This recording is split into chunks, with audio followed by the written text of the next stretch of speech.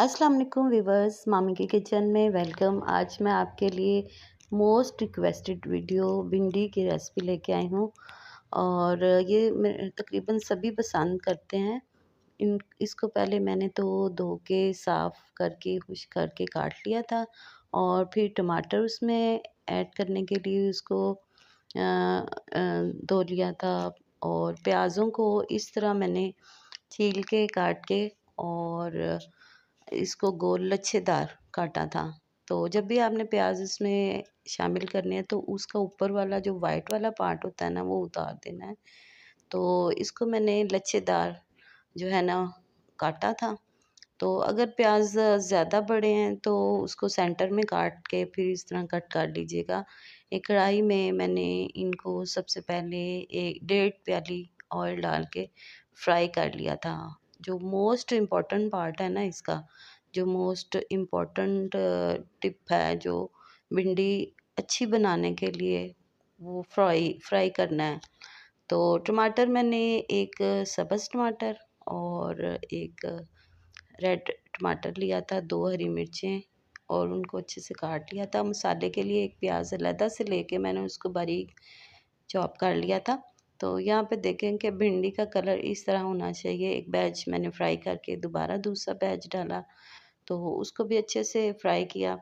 अगर आप चाहते हैं ना थोड़ी सी क्रिस्पी क्रिस्पी भिंडी आपकी बने तो उसको ज़्यादा आप फ्राई कीजिए, यहाँ तक कि उसका कलर थोड़ा सा चेंज हो एंड ब्राउन कलर इसका आ जाए। कुछ भिंडियाँ जो है वो ज़्यादा डार्क ब्राउन और कुछ हल्की ब्राउन जो है ना वो मैंने रखी थी, तो इससे भी अच्छा उसका टेस्ट आता है।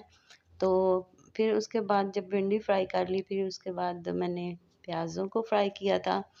जब प्याज फ्राई करेंगे तो उसके लच्छे जो है ना वो लहदा-लहदा हो जाएँगे और जब हम उसको भिंडियों में सर्व करते हैं ना तो बहुत ही अच्छा उसका टेस्ट आता है और ये बहुत एक इसका जूसी जूसी सा भिंडी में टेस्ट आता है।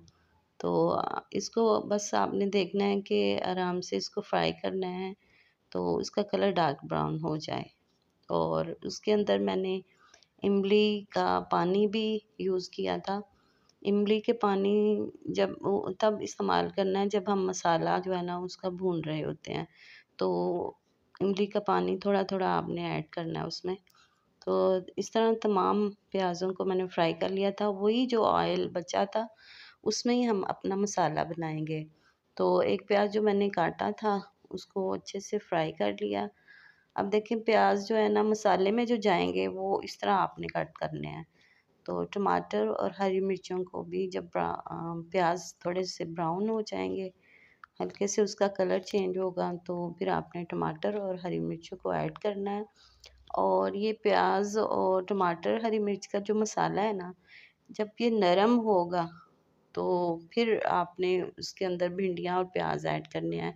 नरम करने के लिए मैंने इमली का पल्प, इमली का जो पानी था ना, उसको गाये-बगाए ऐड किया था। जब आप समझें कि ये मसाला थोड़ा-सा गल गया है, तो आपने भिंडियाँ और प्याज उसमें ऐड कर देने हैं।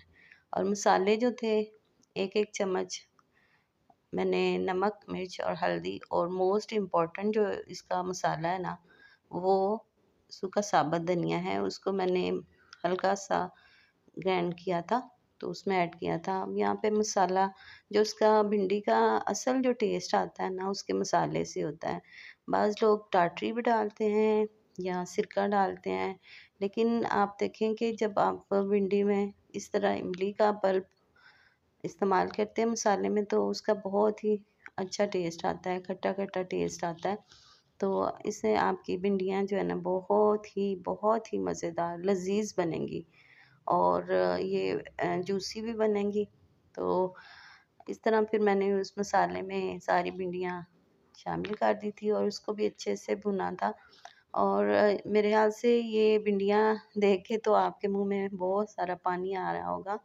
तो आप इसको रोटी के साथ, नान के साथ सर्व करें। बच्चे बड़े सारे पंजाब की मोस्ट फेवरेट डिश है। मुझे काफ़ी लोगों ने कहा था कि भिंडियाँ बनाने का तरीका जो है आप बताएं, उसकी रेसिपी लेके आएँ। तो उम्मीद है कि आपको मेरा ये मेथड पसंद आया होगा और आप इसको ज़्यादा से ज़्यादा लाइक करें, शेयर करें और कमेंट्स में बताएं कि कैसी बनी है। और जो चैनल पे नए हैं वो प्लीज़ चैनल को सब्सक्राइब ज़रूर कीजिएगा और दुआ में याद रखें। Thank you for watching. Allah हाफ़िज़।